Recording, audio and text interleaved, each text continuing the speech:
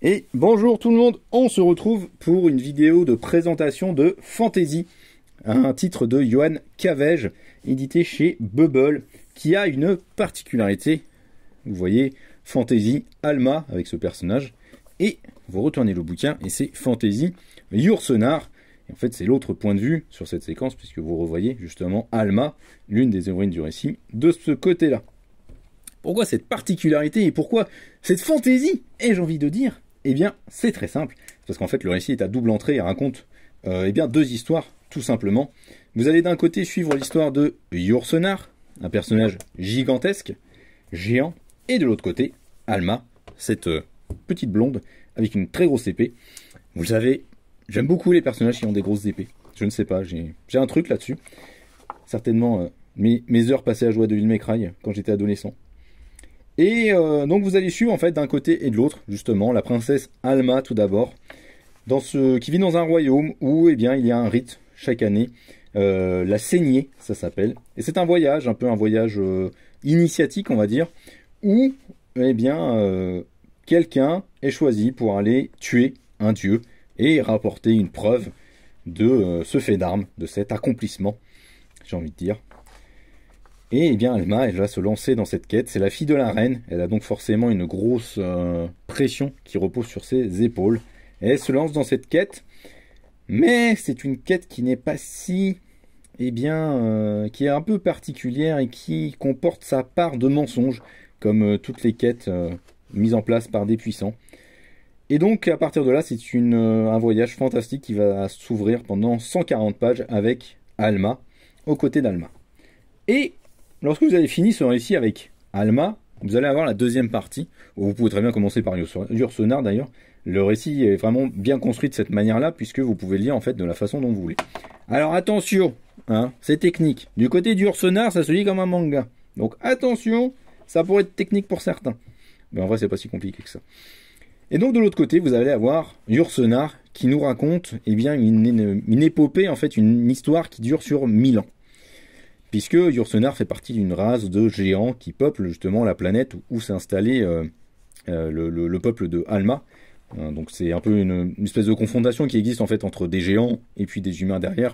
On comprend en fait très rapidement que ces géants ont été vénérés comme des entités divines par les humains qui se sont installés sur cette planète. Et donc en fait avec Yourcenar vous allez apprendre justement tout ce qui s'est mis en place au fur et à mesure des années et bien comment un conflit s'est mis en place à un moment donné entre les humains et les dieux.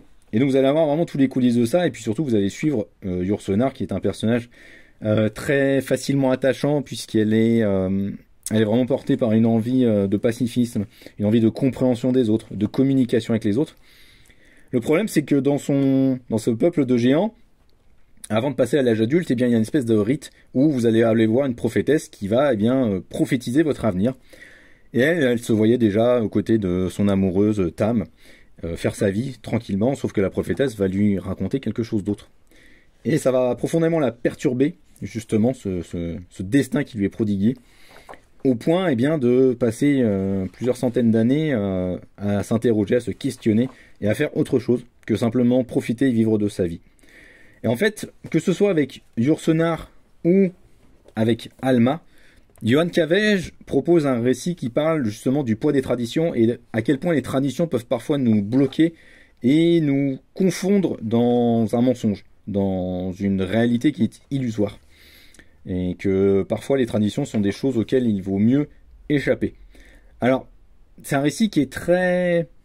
un peu tragique par instant, assez pas noir mais cru dans la vérité qu'il va aborder, dans les vérités qu'il aborde et dans la manière qu'il a surtout de les aborder, puisque c'est clairement un récit qui prend pas de détour et qui va pas être dans du happy ending et ce genre de choses. Clairement c'est un récit assez dur, assez cru, assez brutal, notamment le côté avec Alma. C'est vraiment quelque chose que j'ai beaucoup aimé. Le seul bémol que j'y mettrais, c'est peut-être parfois une abondance de dialogue, notamment du côté d'Yourcenar. Et c'est parfois un petit peu dommage. Ça nuit un peu, je pense, au rythme, en fait, à la rythmique globale. Des fois, il n'y aura pas besoin de dialogue et juste se laisser vivre par les dessins, ça suffirait. Mais c'est vraiment un tout petit bémol et pas grand-chose. Le travail au niveau du dessin et de la narration visuelle prodiguée par Yohan Cavej est vraiment juste impressionnant, c'est hallucinant ce qu'il a fait. C'est d'une beauté absolue, que ce soit les couleurs ou juste le trait et la narration, vraiment.